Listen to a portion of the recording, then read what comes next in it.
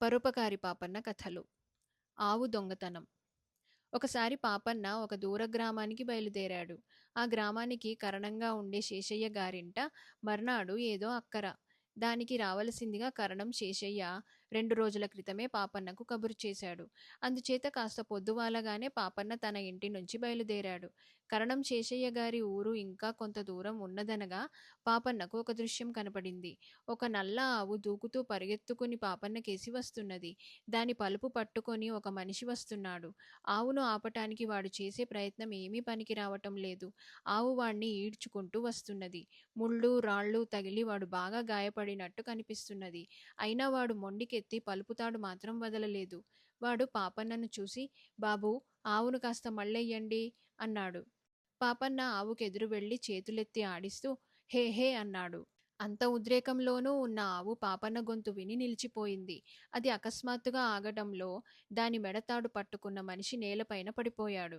పాపన్న ఆ తాడును తీసుకొని సమీపంలో ఉండే చెట్టుకు కట్టి ఆ మనిషిని లేపి కూర్చోబెట్టి, బాగా దెబ్బలు తగిలాయే, ఏం చేశావు, ఆవు ఎందుకిలా పరిగెత్తింది అని అడిగాడు. ఎందుకు పరిగెత్తిందంటే ఏం చెప్పను, కొవ్వెక్కి పరిగెత్తింది. మొన్ననే బోలెడంత డబ్బు పోసి కొన్నాను.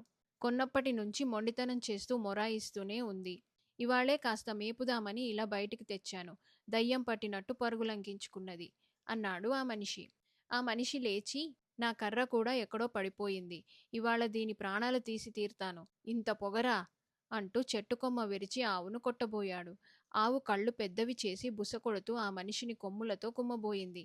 పాపన్న దాని ముఖం నిమిరాడు. ఆవు ఉద్రేకం దిగిపోయింది. ఆ కర్ర అవతల పారెయ్యి. ఇటువంటి పనులు చేసే దానికి ఆగ్రహం తెప్పించి ఉంటావు. అది పోట్లగొడ్డైతే నన్ను పొడవదేం? పశువుల్ని ఎంత ప్రేమగా చూసుకోవాలి అన్నాడు పాపన్న. అదంతా నాకు తెలుసు. కాని ఇప్పుడేం చేసేట్టు? నన్ను నేలమీద ఈడ్చి హూనం చేసేసింది. ఆ కొండమలుపు అవతల ఉంది మా గ్రామం.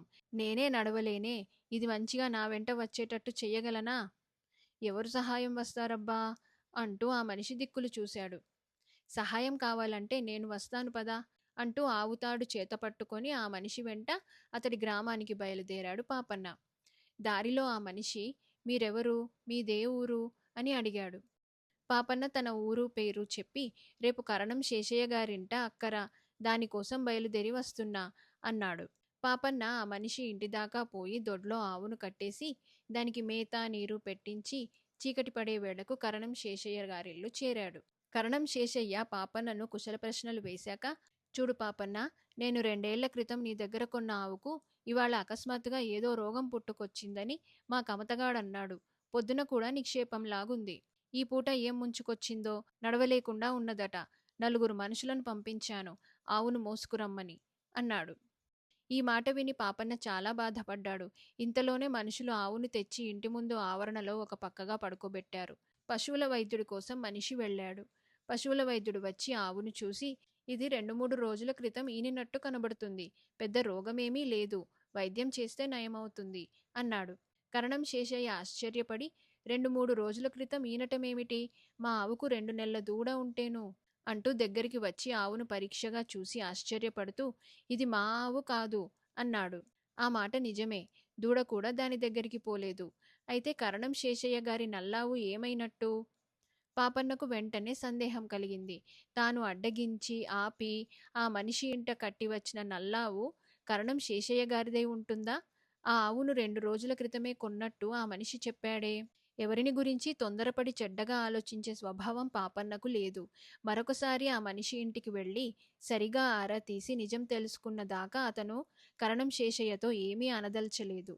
శేషయ్య మటుకు కమతగాణ్ణి పిలిచి, ఇది మన ఆవు కాదురా, మన ఆవు మారిపోయింది. రేపు విచారించు. దాన్ని ఇంకెవరి ఇంటికి తోలావో పొరపాటున అన్నాడు. కమతగాడి ప్రయత్నం ఏమీ అవసరం లేకుండానే జాము పొద్దెక్కేసరికల్లా శేషయ్య గారి ఆవు దానంతట అదే పరిగెత్తుకుంటూ వచ్చి తన దూడ దగ్గర నిలబడి దానికి పాలిచ్చింది. పాపన్నతో సహా అందరూ పరమానందం చెందారు. సంగతి తేలిపోయింది. ఎవడో దుర్మార్గుడు జబ్బుపడిన తన నల్లావును మన మందలోకి చల్లగా తోలి మన ఆవును తోలుకుపోయి ఉంటాడు. ఈ రోగిష్ఠి ఆవుకు చికిత్స కూడా దేనికి? చావని అన్నాడు కరణం శేషయ్య గారు కసిగా. దొంగను శిక్షించాలి గాని ఆవునెందుకు చావనివ్వటం? చికిత్స చేయించండి. దొంగ దొరక్కపోతే మనకు మరొక ఆవు దక్కుతుంది కదా అన్నాడు పాపన్న. కరణం గారు ఆ మాటతో కాస్త శాంతించాడు. పాపన్న ఇప్పుడే వస్తానని చెప్పి కొండమలుపులో ఉన్న గ్రామానికి వెళ్ళి ఆవు దొంగను చూశాడు. ఆ మనిషి మరికొన్ని కొత్త గాయాలతో మంచాన పడి ఉన్నాడు. ఆ ఉదయమే కరణం గారి ఆవు కట్టుతాడు తెంచుకొని అడ్డం వచ్చిన దొంగను డొక్కలో కుమ్మి మరీ వెళ్ళిపోయింది. అది ఆవు కాదండి, నా పాలిట మృత్యుదేవత అన్నాడు దొంగ పళ్ళు కొరికి పెద్దగా మూలుగుతూ. మృత్యువును కోరి తెచ్చుకున్నావు.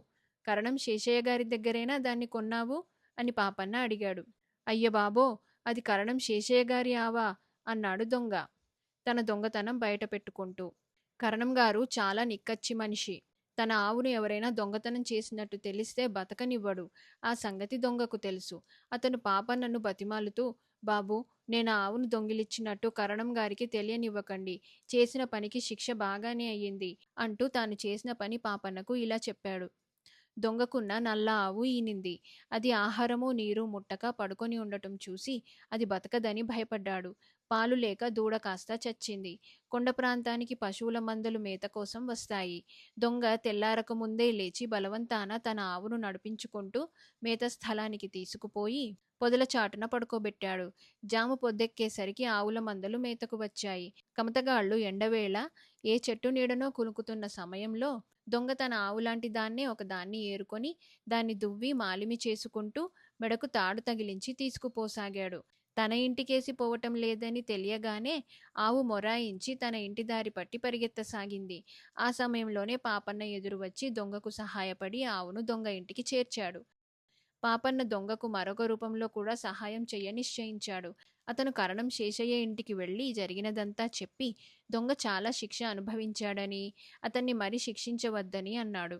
పాపన్న మాట తీసేయలేక కరణం గారు సరేనన్నారు. త్వరలోనే దొంగ ఆవుకు రోగం నయమయ్యింది.